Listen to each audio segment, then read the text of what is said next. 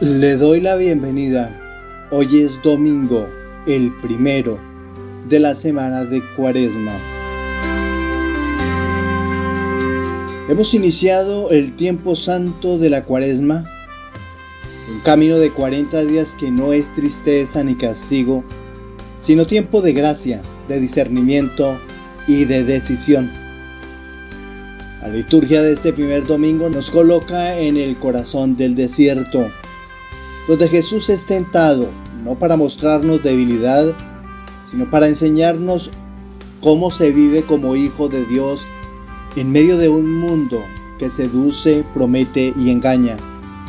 Con este evangelio la Iglesia nos dice desde el inicio: la Cuaresma no comienza con prácticas, sino con una elección fundamental. Escuchemos este relato, porque en él se nos revela el tema que acompañará todo nuestro camino cuaresmal. ¿A quién vamos a servir y en qué vamos a poner nuestra confianza? No es casual que todos los años en el primer domingo de Cuaresma la Iglesia proclame las tentaciones de Jesús. Estamos en el ciclo A y meditaremos el Evangelio de Mateo. Cuaresma comienza siempre en el desierto porque antes de anunciar el reino, antes de subir a Jerusalén, antes de la cruz, Jesús discierne su misión. Y eso mismo se nos pide a nosotros. Este evangelio introduce todo el itinerario cuaresmal. Si hablamos del desierto, el desierto no es castigo, es lugar de verdad. Es un lugar donde no hay distracciones. Sale a la luz lo que realmente sostiene la vida. Estamos directamente en la presencia de Dios y no hay nada que nos pueda alejar de Él. Entre más lejos nos sintamos de Él, buscamos acercarnos a su presencia. El libro del Deuteronomio en el capítulo 8, versículo 2 dice: el Señor te condujo por el desierto para probarte y conocer lo que había en tu corazón. Vamos a ver en el relato las tentaciones. Las tentaciones no son anécdota moral, son propuestas falsas de mesianismo. 3 caminos fáciles para evitar la cruz. Por eso, este evangelio nos acompañará toda la semana, invitándonos a revisar qué pan buscamos, qué poder deseamos, a qué Dios servimos. Seremos entonces tentados en el tener, en el poder y en el placer. ¿Qué pan buscamos? Tentados en el tener. ¿Qué poder deseamos? Tentados en el poder. ¿Y a qué Dios servimos? Tentados en el placer. Jesús no discute con el tentador, responde con la Escritura, vive de la memoria de Dios. Esto prepara lo que la Cuaresma nos ofrecerá: palabra, oración y conversión del corazón. El tema central del Evangelio del día de hoy es elegir a Dios por encima de todo. Las tentaciones resumen todas las tentaciones humanas. La tentación del pan, que promete seguridad sin Dios, que revela materialismo. La tentación del tener. La tentación del poder, que promete una gloria sin Dios, que revela dominio. Y la tentación es la del poder. Y en la tentación del milagro, que promete fe sin obediencia, que revela manipulación de Dios. Y la tentación es del placer. Jesús rechaza todo esto porque ser hijo no es usar a Dios, sino confiar en Él. Desde Mateo capítulo 4 versículos del 1 al 11, la Cuaresma es tiempo de discernimiento, tiempo de combate espiritual, tiempo de decisión. No se trata solo de dejar algo. ayunar por costumbre, cumplir prácticas, sino de preguntarnos, ¿desde dónde estoy viviendo mi fe? En este primer domingo de Cuaresma la Iglesia no nos presenta aún la cruz, pero sí nos muestra el combate que la precede. Acompañemos a Jesús en el desierto, porque solo quien aprende a elegir a Dios en lo oculto podrá permanecer fiel hasta el final. Le invito a disponer su oído, la mente, también el corazón, para proclamar el Evangelio propuesto en la liturgia de este domingo. Le proclamo la buena noticia de nuestro Señor Jesucristo según San Mateo, capítulo 4, versículos del 1 hasta el 11. En aquel tiempo Jesús fue llevado al desierto por el Espíritu para ser tentado por el diablo. Y después de ayunar 40 días con sus 40 noches, al fin sintió hambre. El tentador se le acercó y le dijo: «Si eres hijo de Dios, di que estas piedras se conviertan en panes». Pero él le contestó: «Está escrito, no solo de pan vive el hombre, sino de toda palabra que sale de la boca de Dios». Entonces el diablo lo llevó a la ciudad santa, lo puso en el alero del templo y le dijo: «Si eres hijo de Dios, tírate abajo, porque está escrito, ha dado órdenes a sus ángeles acerca de ti, y te sostendrán en sus manos, para que tu pie no tropiece con las piedras». Jesús le dijo: «También está escrito, no tentarás al Señor tu Dios». De nuevo el diablo lo llevó a un monte altísimo y le mostró los reinos del mundo y su gloria, y le dijo: «Todo esto te daré si te postras y me adoras». Entonces le dijo Jesús: «Vete, Satanás, porque está escrito, al Señor tu Dios adorarás, y a Él solo darás culto». Entonces lo dejó el diablo, y he aquí que se acercaron los ángeles y lo servían. Palabra del Señor.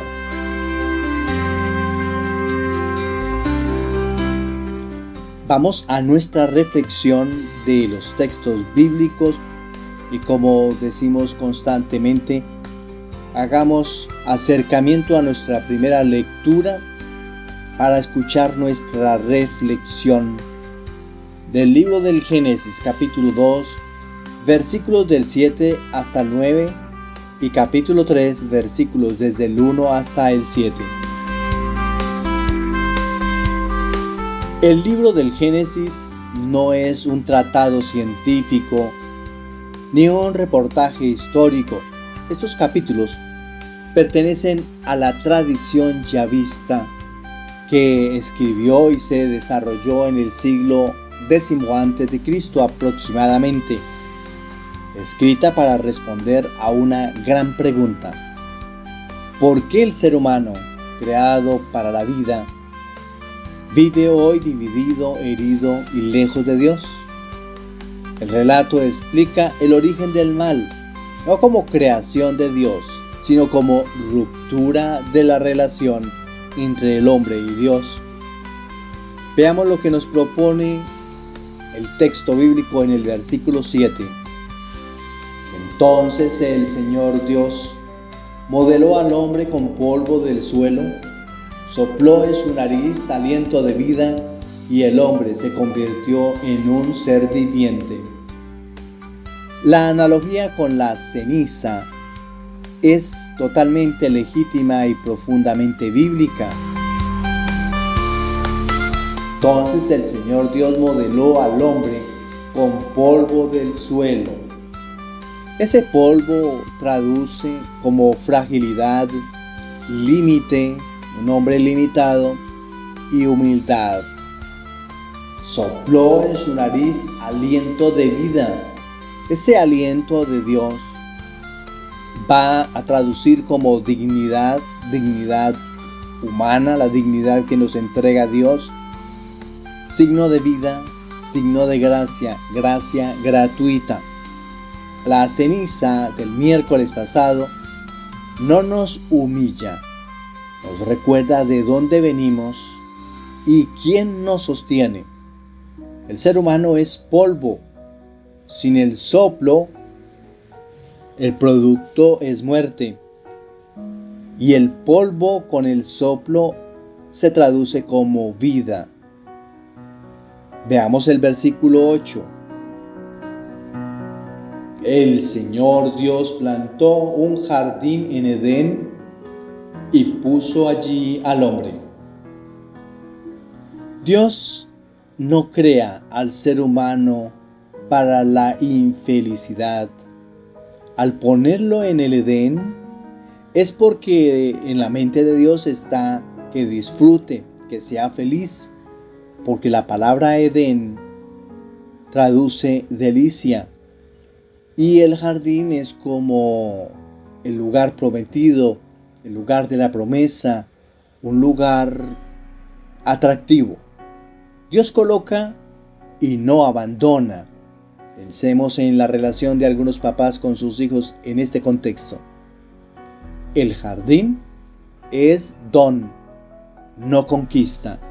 No han conquistado el jardín, no han conquistado la tierra prometida. El jardín es un regalo, un don.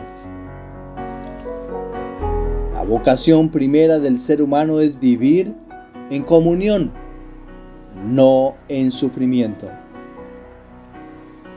Veamos el versículo 9. El Señor Dios hizo brotar del suelo toda clase de árboles, y el árbol de la vida y el árbol del conocimiento del bien y del mal. Dios crea lo agradable y lo bueno, todo aquello que implica belleza, nutrición, vida. Los dos árboles que están allí, el de la vida y el árbol del conocimiento del bien y del mal, no son decorativos. El árbol de la vida, Dios como fuente de vida, y el árbol de conocimiento del bien y del mal va a traducir como el límite. El hombre es puesto en un lugar con límites. El límite no es castigo, es condición para favorecer la libertad, tanto del uno como del otro. Y ya en el capítulo 3, versículo 1, el texto dice: la serpiente era el más astuto de todos los animales del campo. El texto no nos está hablando de ninguna clase de demonio ni de mal. Para Israel antiguo, la serpiente representaba astucia, ambigüedad, seducción. Religiones cananeas ligadas a la fertilidad. Aquí, la serpiente es símbolo del mal que se infiltra, no que se impone. Está representando al grupo de familias, hombres y la humanidad que se inclina siempre por hacer el mal a los que propagan y viven el bien. Capítulo 3, versículo 1b. Así que Dios les ha dicho que no coman de ningún árbol. Aquí comienza la estrategia del mal.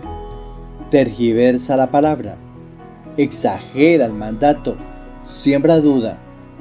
Dios no prohibió comer de todos los árboles, sino de uno.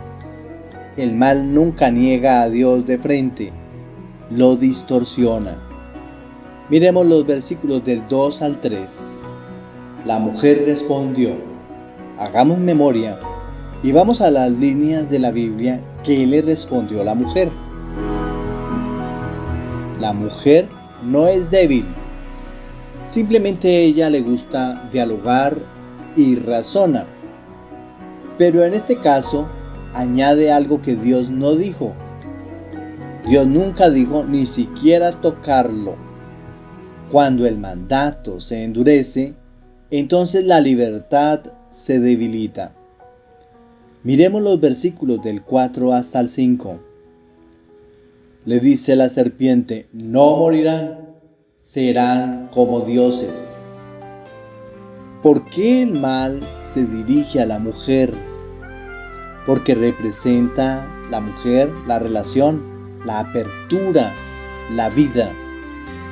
No es en este relato misoginia, es antropología simbólica.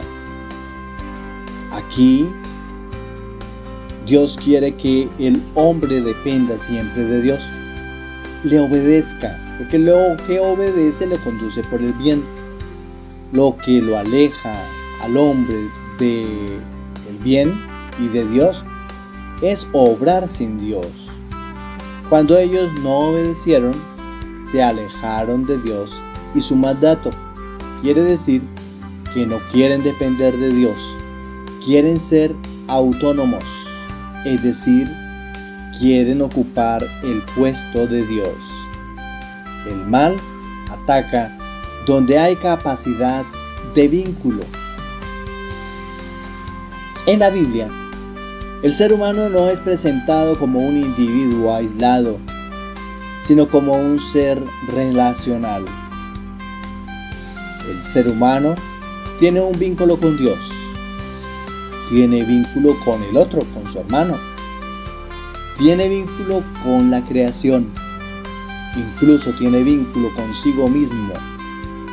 Desde el inicio en Génesis capítulo 2 y 3, la vida humana se entiende como relación confiada, no como autonomía cerrada. Vincularse es escuchar, confiar, dialogar, abrirse al otro. Se formula una pregunta: ¿por qué el mal no ataca primero con fuerza o violencia?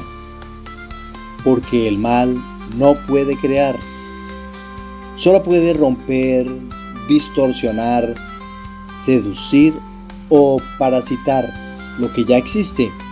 Donde no hay relación, no hay confianza que romper, no hay amor que corromper. Donde hay relación, no hay amor que corromper, no hay comunión que herir. Por eso, el mal no comienza con un golpe, sino con una conversación. Aquí en la escena de Génesis capítulo 3, la serpiente no entra imponiendo, amenazando, obligando, entra dialogando. Así que Dios les ha dicho: esto solo es posible donde hay capacidad de escucha y relación. El mal entonces se apoya en lo mejor del ser humano, su deseo de comprender, su apertura, su búsqueda de sentido. ¿Por qué la serpiente se dirigió a la mujer? Aquí es importante aclararlo bien. No es porque la mujer sea débil, no es porque sea culpable, no es misoginia bíblica. En el lenguaje simbólico del relato, la mujer representa la apertura a la relación, la escucha, la mediación del vínculo. Más adelante la Biblia dirá: no es bueno que el hombre esté solo. En el capítulo 2 del Génesis, en el versículo 18, el mal ataca el lugar donde la vida se comunica. El mal no suele entrar ni por el odio explícito, ni por el rechazo frontal a Dios. Suele entrar por relaciones, por palabras, por confianzas mal orientadas. Los ladrones, los chismes entre los más cercanos, las relaciones con personas cercanas, amigas de confianza, todo esto hay que cuidarlo muy bien. Las confianzas mal orientadas son la puerta por donde puede entrar el mal. También por diálogos sin discernimiento. No rompe primero la fe, rompe primero la relación con Dios, el mal. Por eso la Cuaresma insiste en 3 cosas fundamentales: limosna, oración, ayuno. Limosna para sanar el vínculo con el otro. En oración para sanar el vínculo con Dios. Y nos habla de ayuno para sanar el vínculo consigo mismo. No es ninguna clase de moralismo, es reconstrucción de relaciones. Y esta frase puede sonar en medio de nosotros: el mal no entra por la fuerza, entra por la confianza mal dirigida. Dios creó al ser humano para el vínculo. El pecado hiere el vínculo. La Cuaresma es el tiempo para repararlo. Entonces, el mal no destruye lo que no está vivo, hiere allí donde hay relación. Vamos al versículo 6 del capítulo 3. Tomó del fruto, comió y dio también a su marido. Dios no prohibía el fruto por capricho. El mandato protegía una verdad: el bien y el mal no se deciden sin Dios. El pecado no es comer, es querer decidir la vida sin Dios. El versículo 7. Entonces se les abrieron los ojos. Se les abrieron los ojos, pero no para ver más, sino para ver distinto. Descubren la desnudez, no física, sino existencial. Aparece entonces la vergüenza, porque se rompe la confianza en el vínculo y relación con Dios. ¿Qué nos propone en el capítulo 3, el versículo 7b? Entrelazaron hojas de higuera y se cubrieron. Las hojas simbolizan soluciones humanas, intentos de ocultar la herida, religiosidad sin gracia. El ser humano intenta salvarse solo. Encontramos entonces una clave cuaresmal en este diálogo del Evangelio del día de hoy. De este relato que hemos leído, prepara el Evangelio. Allí el libro del Génesis nos habla del lugar que preparó Dios, el jardín. Mientras tanto, Jesús fue en el Evangelio de Mateo al desierto. Lo que comieron fue el fruto del árbol. Había allí un árbol. En el libro de Mateo lo que pretendía comer Jesús era el pan. En el libro del Génesis, quien seduce a la mujer es la serpiente. En el Evangelio de Mateo es el tentador. ¿Qué se propone en el libro del Génesis? Desobediencia. ¿Qué es lo que se mantiene y se sostiene en el Evangelio de Mateo? Fidelidad. ¿Qué ocurre en el libro del Génesis? Ruptura. ¿Y qué es lo que pretende al final el Evangelio de Mateo? Restauración. Donde Adán cae, Cristo vence. El pecado no comenzó por desear algo malo, sino por dejar de confiar en Dios. La Cuaresma es el camino para volver al jardín, no por nostalgia, sino por reconciliación.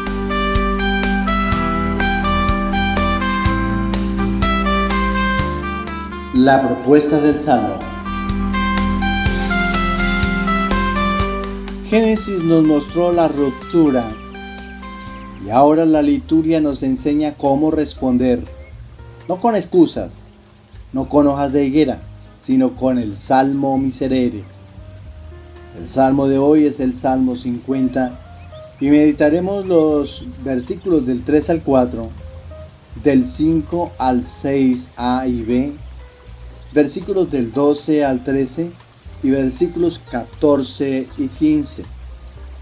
Este salmo es la respuesta del pueblo después de escuchar el relato de la ruptura en Génesis. No se explica el pecado, sino más bien se confiesa. No se justifica la caída, se pide misericordia. La tradición atribuye este Salmo el 50 a David después de su pecado, según lo que está relatado en el segundo libro de Samuel, capítulos 11 y 12. Sea cual sea el origen exacto del contenido del Salmo, es el gran salmo penitencial de Israel y de la Iglesia. Es la oración del hombre que ha tomado conciencia del pecado, no se justifica y vuelve a Dios. Examinemos cada uno de sus versículos, observemos su estructura y su reflexión. Versículos del 3 hasta el 4. Misericordia, Dios mío, por tu bondad. Por tu inmensa compasión borra mi culpa, lava del todo mi delito, limpia mi pecado. Encontramos en estos dos versículos una esencia fundamental. Se debe hacer súplica y volver a Dios desde la misericordia. El orante no apela a méritos, sino a la bondad, a la compasión y a la misericordia de Dios. La conversión comienza no cuando me siento indigno, sino cuando confío en quién es Dios. Aquí se rompe la lógica del jardín. Antes esconderse, ahora presentarse. Versículos del 5 al 6a y b. Dice el texto bíblico: pues yo reconozco mi culpa, tengo siempre presente mi pecado. Contra ti solo pequé, cometí la maldad en tu presencia. En estos dos versículos se nos pide reconocer la culpa sin ninguna clase de excusas, es decir, dejar ver la verdad del corazón. El salmista no culpa a otros, ni al contexto, ni a la serpiente. Escuchen lo que dice: reconozco mi culpa. No es culpa enfermiza, es responsabilidad madura. Cuando el autor sagrado dice contra ti solo pequé, no niega el daño al prójimo, sino que reconoce que todo pecado hiere primero la relación con Dios. Versículos del 12 hasta el 13. Oh Dios, crea en mí un corazón puro, renuévame por dentro con espíritu firme. No me arrojes lejos de tu rostro, no me quites tu santo espíritu. En estos dos versículos se está clamando a Dios una creación nueva. No solo se suplica perdón. Aquí está el centro del salmo. No pide borrar el pasado solamente, sino crear un corazón nuevo. El verbo crear es el mismo del Génesis en el capítulo 1. Dios no remienda, Dios recrea. Esto ya es anuncio de lo que San Pablo dirá: donde abundó el pecado, sobreabundó la gracia. Versículo 14. Devuélveme la alegría de tu salvación, afiánzame con espíritu generoso. Lo que está planteando el autor sagrado es recuperar la alegría de la salvación. Y a esto nosotros lo denominamos como sanación interior. El pecado no solo rompe la ley, roba la alegría, apaga la esperanza, endurece el espíritu. La conversión verdadera devuelve la alegría, no la tristeza perpetua. Por eso la Cuaresma no es tiempo gris, Es tiempo de sanación profunda. Versículo 17. Señor, me abrirás los labios, y mi boca proclamará tu alabanza. El autor sagrado nos quiere sacar de la culpa al testimonio. Este es un final sorprendente. El salmo termina no en silencio, sino en alabanza. El perdonado se convierte en testigo. El reconciliado anuncia. La boca que antes callaba por vergüenza, ahora proclama la misericordia de Dios. Toda la lectura clave de la liturgia de este domingo es lo que exponemos en este momento. Génesis explica la ruptura, el Salmo 50 enseña cómo volver. Y ya anunciamos desde este momento que la carta a los Romanos en su capítulo 5 nos va a anunciar la restauración. Ya proclamamos el Evangelio, pero lo vamos a contemplar y a meditar en su capítulo 4. Y allí nos muestra al hombre nuevo que vence. Dios no se cansa de perdonar. El ser humano se cansa de pedir misericordia. La Cuaresma entonces nos devuelve la voz. Nuestra segunda lectura. La propuesta de la segunda lectura es de la carta del apóstol San Pablo a la comunidad de Roma, en su capítulo 5, versículos del 12 al 19. Dice el texto bíblico en su primer versículo: por un solo hombre entró el pecado en el mundo, y por el pecado la muerte. San Pablo lee Génesis no como cronista histórico, sino como clave teológica. La pregunta que responde Pablo no es cómo apareció la muerte biológica, sino por qué la humanidad vive separada de la vida plena. En el libro del Génesis, la ruptura nace de la desobediencia. En Romanos, Pablo explica que esa ruptura afecta a todos, porque rompe la relación fundante con Dios. La muerte, para Pablo, es más que dejar de respirar. Es vivir desconectados de la fuente de la vida. Miremos el versículo 20. La ley se añadió para que abundara el pecado. Pablo aclara algo muy importante. Descubre aquí el origen de la ley y Moisés. Eso no significa que la ley sea mala. La ley no fue dada para salvar, sino para revelar el pecado. Sobre Moisés, la ley no cayó del cielo como un dictado literal. Es fruto de una experiencia histórica y pedagógica del pueblo con Dios. Las tablas de piedra expresan firmeza y seriedad, no literalismo mágico. La ley muestra el camino, pero no da la fuerza para recorrerlo.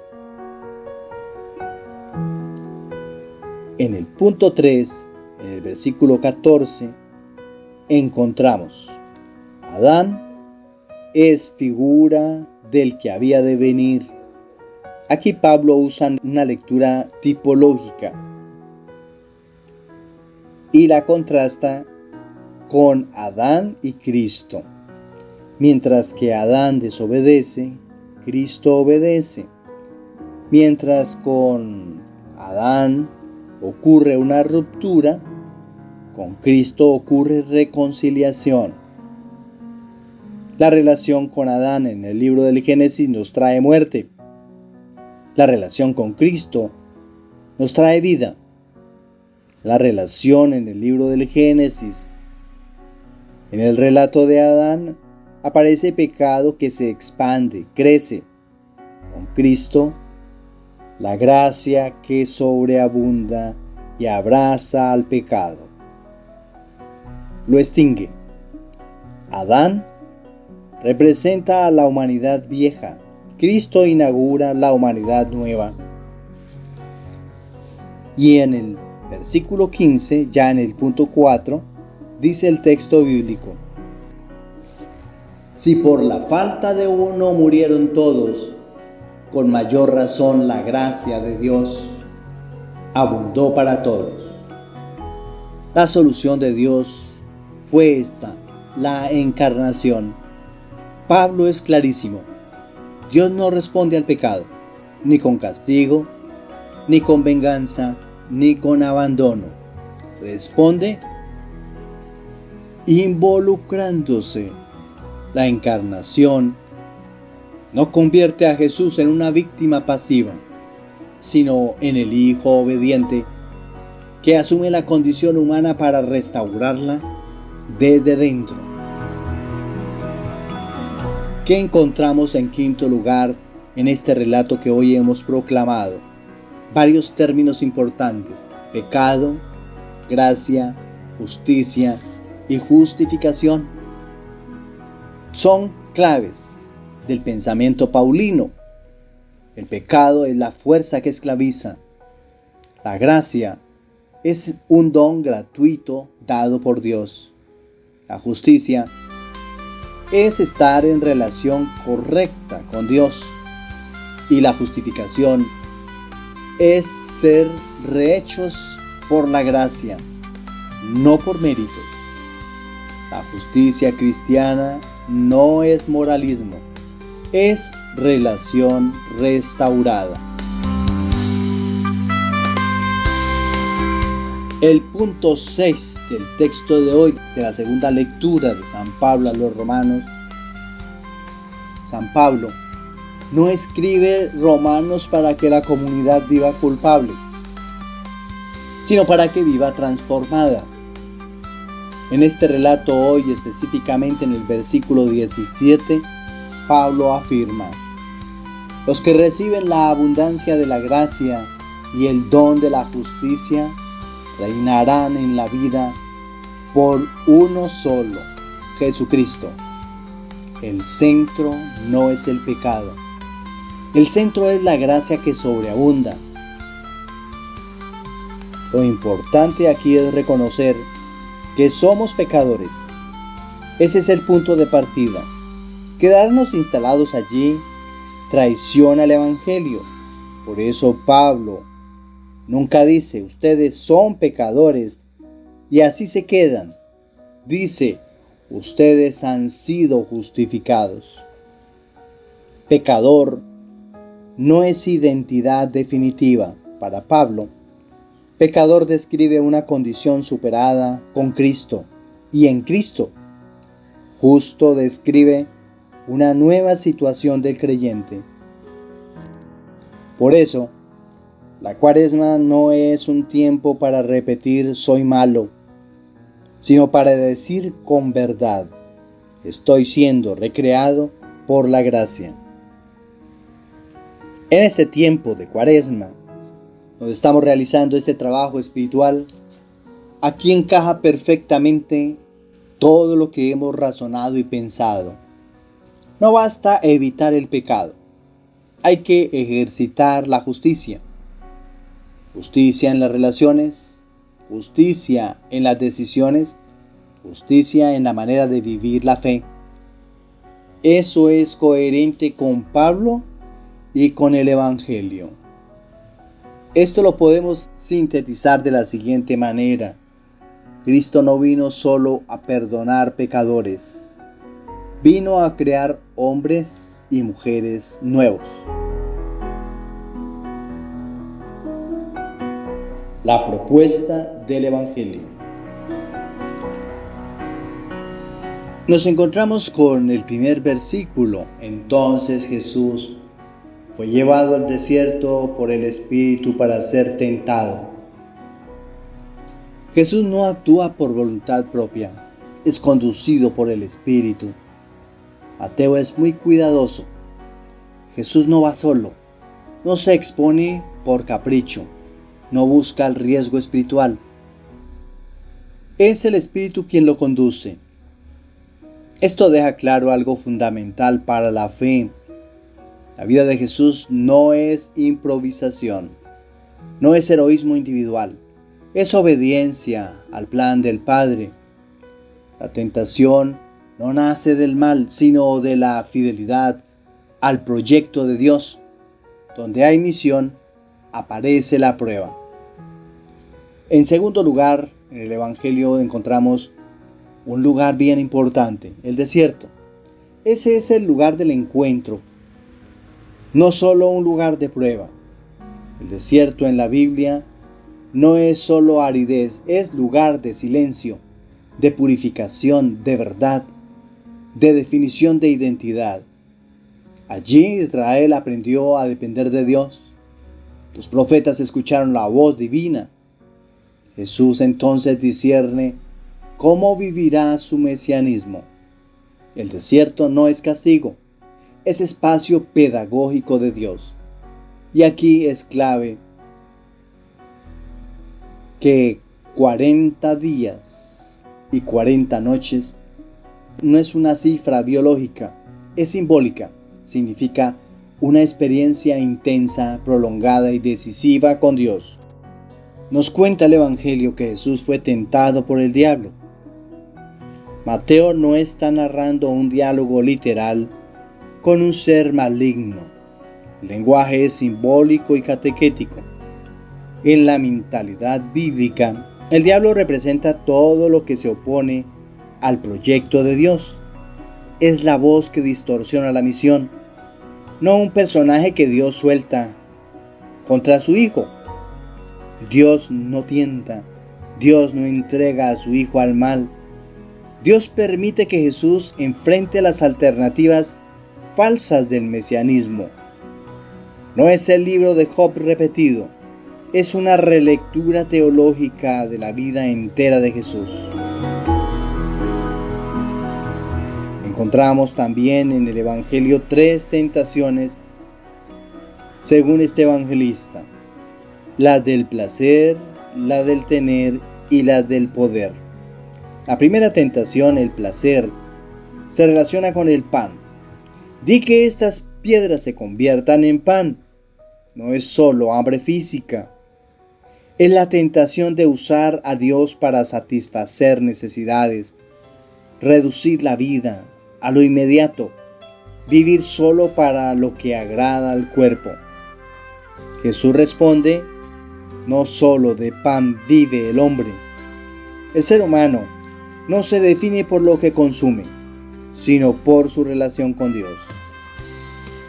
La segunda tentación, el poder. Vemos allí un espectáculo religioso. Tírate abajo, Dios enviará a sus ángeles. Aquí el peligro es manipular a Dios. Usar la fe para exhibirse, convertir la religión en espectáculo. Jesús rechaza una fe que exige pruebas. Dios no se pone a prueba, se confía. Y en la tercera tentación, el tener. Como clave vamos a encontrar el dominio. Dice el texto: te daré todos los reinos del mundo. Es la tentación más grave: dominar, poseer, controlar. Jesús rechaza un mesianismo político triunfal, violento. El reino de Dios no se impone, se sirve. Y encontramos entonces la síntesis de las tentaciones. Jesús no fue tentado solo 40 días, fue tentado toda su vida, en el placer, el poder y el tener.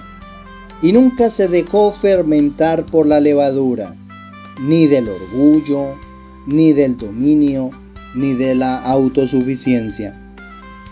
Cuando los ángeles se acercaron y lo servían, este cierre es profundamente consolador. No significa premio mágico, ni alivio inmediato. Significa que Dios no abandona al que permanece fiel. La obediencia engendra comunión. El servicio llega después de la fidelidad. Los ángeles representan la presencia de Dios, la confirmación del camino elegido, la paz interior de quien ha vencido sin violencia. La clave entonces en este tiempo de Cuaresma para toda la semana es que este evangelio abre toda la Cuaresma y nos dice: la vida cristiana no es evitar tentaciones, es discernir cómo responder a ellas. No se trata de huir del mundo, sino de vivir en él sin perder la libertad interior. Cuaresma no es tristeza, es aprendizaje de fidelidad. Un mensaje para ti, joven. La Cuaresma no es un tiempo triste ni una lista de prohibiciones. Es un camino de verdad, un espacio para preguntarte con honestidad quién eres y hacia dónde vas. El Evangelio nos muestra a Jesús enfrentando tentaciones reales, el placer sin sentido, el poder que domina y el tener que vacía. No para asustarnos, sino para enseñarnos que la verdadera libertad no está en hacer lo que quiero, sino en elegir lo que da vida. Este tiempo es para revisar lo que te mueve por dentro, soltar lo que te esclaviza y fortalecer lo que te hace auténtico. Dios no te pide perfección, te pide decisión. Decidir vivir con sentido, con fe, con valentía. La Cuaresma es tu oportunidad, no para huir del mundo, sino para vivir en él sin perderte a ti mismo. Por eso la recomendación es: camina con Jesús, descubre quién eres, elige la vida. ¿Estás cansado de discursos vacíos, de frases bonitas que no tocan la vida y de una fe que a veces no conecta con lo que estás viviendo? La Cuaresma no es para gente perfecta, es para gente real, de carne, para gente que lucha, que cae, que se levanta y que no se conforma con sobrevivir. Jesús entra al desierto, no para huir del mundo, sino para aprender a vivir en él sin perder su identidad.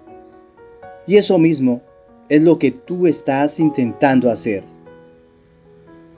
Cuando vemos nosotros la primera tentación, el placer, hoy se dicen: haz lo que te provoque. Que si te gusta, hazlo. Que si te da placer, es bueno.